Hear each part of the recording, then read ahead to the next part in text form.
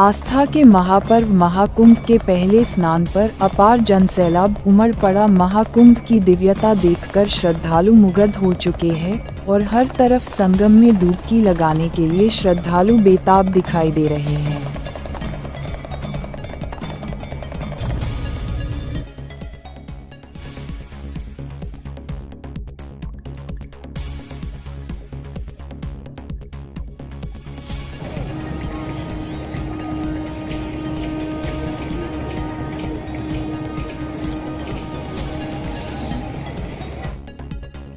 आस्था के महापर्व महाकुंभ के पहले स्नान पर अपार जनसैलाब उमड़ पड़ा। महाकुंभ की दिव्यता देखकर श्रद्धालु मुग्ध हो चुके हैं और हर तरफ संगम में डुबकी लगाने के लिए श्रद्धालु बेताब दिखाई दे रहे हैं।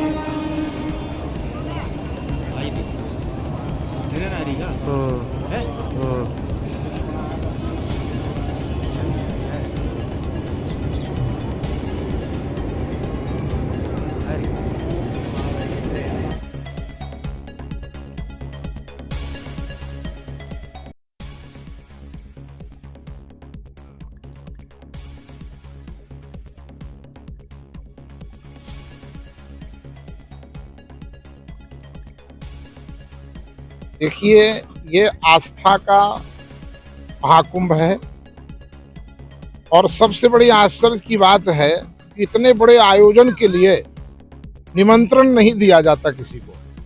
केवल हमारे पंचांग में केवल इतना लिख दिया जाता है कि इस वर्ष 2025 में महाकुंभ होगा।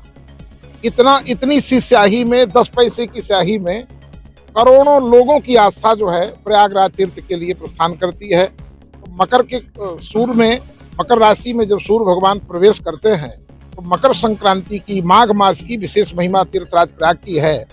और तीर्थराज प्रयाग में आकर के देव दनुज किन्नर नर सेनी सादर मज्जहि सकल त्रिवेणी, तो ये अध्यात्म का, अलौकिक और सनातन का ये दिव्य संगम है। और यहाँ गंगा, सरस्वती और यमुना का ये जो संगम है, ये ज्ञान कर्म उपासना का प्रतीक है और ज्ञान कर्म उपासना ही भगवत प्राप्ति का मूल उद्देश्य है। तो यहाँ हम लोग भगवत प्राप्ति के लिए आए हैं।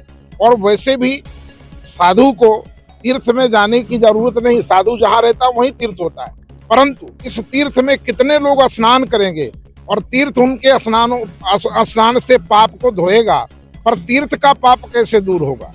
तीर्थ का पाप तब दूर होता है जब कोई संत आकर के उसमें डुबकी लगाता है तो तीर्थ भी मुक्त हो जाता है। बाला पनते हरि भजें, जगते रहे उदास, सब तीर्थ आशा करें, कब आवे हरिदास। तो ये हम लोगों का बड़ा सौभाग्य है। हमारे श्रीमद जगत गुरु रावल द्वाराचार्य पीठाधीश्वर श्री वैदेही वल्लभ देवाचार्य जी महाराज के पावन सानिध्य में हम लोग पूरा महीना यहाँ पर जो है आनंद का अनुभव करेंगे। अपना शिविर लगा हुआ है, संत सेवा चल रही है, कीर्तन चल रहा है और पूरा महीना कथाएं, देवी भागवत, सचंडी महायज्ञ का ये दिव्य आयोजन और सभी आए हुए भक्तों का, श्रद्धालुओं की सेवा चल रही है। ये हम सबका भी सौभाग्य है और ये आस्था का हमारा पर्व है और आस्था के पर्व को बड़े आस्था के साथ, श्रद्धा के साथ मनाना चाहिए। और पब्लिक से भी मैं कहना चाहूँगा कि देखिए, पूरे महीने का ये कुंभ है, पूरा 26 तक चलेगा, पर वैष्णवों का पूर्णमासी टू पूर्णमासी रहेगा। यानी आज से लेकर के 13 जनवरी से लेकर के 12 फरवरी तक हम लोगों का विशेष रहेगा। तो किसी दिन भी आकर के डुबकी लगा सकते हैं। ये जरूरी नहीं कि पर्व में ज़्यादा, इसमें मकर संक्रांति में ज़्यादा पुण्य मिलेगा, क्योंकि भीड़ इतनी है। भीड़ को देखते हुए शांति से, श्रद्धा पूर्वक और तीर्थ का सेवन करें, पर साथ में तीर्थ में गंदगी न करें। सरकार ने बड़ा अच्छा प्रयास किया है कि इस बार पत्तल, दोना आदि का प्रयोग न करके सरकार ने थालियां भी जो है विश्व हिंदू परिषद के माध्यम से बांटी गई हैं। और तो थाली का प्रयोग करें और थाली भी आश्रमों में भोजन करें। साधु के आश्रम में भोजन करें तो थाली अपने हाथ स्वयं धोएं। थाली में ही पुण्य होता है। यदि आपके भोजन की हुई थाली दूसरा धो गया तो आधा पुण्य तो आपका तीर्थ का ले गया। फिर आप जूता चप्पल से चल रहे हैं तो आधा जो है पादुका ले जाती है, फिर आपके पास बचा क्या। इसलिए तीर्थ में आए हुए श्रद्धालुओं से हमारा एक ही निवेदन है कि यहाँ की पवित्रता को बरकरार रखें। जहाँ भी कूड़ादान है वहीं पर कूड़ा छोड़ें, चाय की गिलास है, जो भी व्यवस्था है सफाई का ध्यान करते हुए और तीर्थ का सेवन करते हुए श्रीमद जगत गुरु की जी के सानिध्य में ये पावन जो है आशीर्वाद इनका प्राप्त करें। जय सिया राम।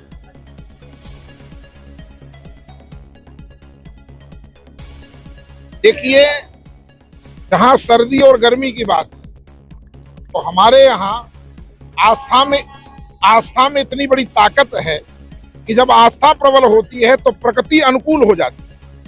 जब भरत जी राम जी से मिलने जा रहे थे तो किए जाए छाया जलद, बादल जो है छाया करते थे। आज वही है, तीर्थराज प्रयाग में हम लोग आए हैं तो परमात्मा के लिए आए हैं, परमात्मा की प्राप्ति के लिए आए हैं, तो परमात्मा अपने आप व्यवस्था करता है। अब देख लीजिए कि आज मकर संक्रांति से एक दिन पूर्व पूर्णमासी है और आज पसीना आ रहा है लोगों को, तो ये उनकी कृपा है। तो ये प्रकृति अनुकूल होती है, इसलिए आस्था मजबूत होनी चाहिए और आस्था ही पर्व है और पर्व ही आस्था है। जय सिया राम।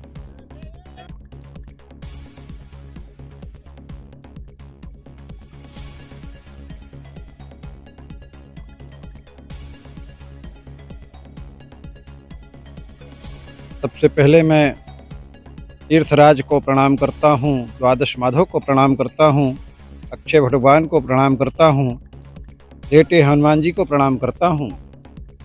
ये हमारे सनातन धर्म का महापर्व है और इस महापर्व पर ये कुंभ तो 12 वर्ष में लगते हैं, पर ये जो कुंभ है ये कुंभ ही नहीं, ये महाकुंभ है।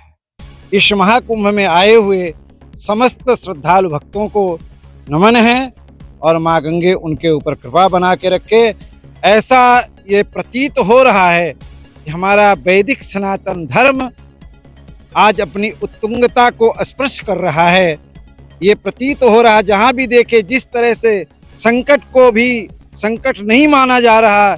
5-5, 6-6 किलोमीटर सर में पगड़ी रख, सामान को रख के माँ गंगा की में गोता लगाने के लिए प्रयत्न कर रहे हैं। ऐसे श्रद्धालुओं की, ऐसे समूह को आप देख करके ऐसा उत्सव लग रहा है कि मानो राम राज्य की स्थापना हो करके राम राजा हमारे बन करके आए हैं और ये सारी पब्लिक उनको देखने के लिए ललायित है। इस महाकुंभ को देखने के लिए सब आए और इसमें स्नान करने।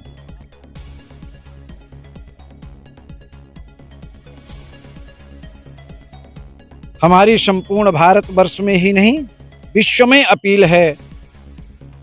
ये हमारे राजा राम जी की मूर्ति प्रतिष्ठा नहीं, स्वयं राजा राम जी की प्रतिष्ठा हो चुकी है। हमारा सनातन धर्म ऐसा स्वीकार कर रहा है, ऐसा महसूस कर रहा है कि मानो अयोध्या में, श्री अवध में हमारे चक्रवर्ती सम्राट श्री राजा राम जी वहाँ पर प्रतिष्ठित हो चुके हैं और राज्याभिषेक हो चुका है। और यह उत्सव और यह प्रतीत नित्य प्रतिदिन अवध में ही नहीं, संपूर्ण भारत में अपितु नहीं विश्व में ये हम सबको अनुभव हो रहा है कि मानो राम राज्य की स्थापना हो चुकी है। ये तो हिंदू राष्ट्र है ही, स्थापना करने की क्या बात है। हमारा हिंदू राष्ट्र पहले भी था, आज भी आप इतिहास को उठा करके देखिए। हमारा आज का ये हिंदू राष्ट्र थोड़ी है, ये तो अनादिकाल का हमारा हिंदू राष्ट्र है। और हम अपने राष्ट्र को पुनरावृत्ति करने के लिए कह रहे हैं, जैसे हमारा इतिहास का हिंदू राष्ट्र था, उसी राष्ट्र को पुनरावृत्ति किया जाए। हम कोई नई तो मांग नहीं कर रहे हैं, ना हमारा नया है, ये नया बिल्कुल नहीं है। पूरा पूर्व में भी हमारा हिंदू राष्ट्र ही था और हिंदू राष्ट्र होना चाहिए।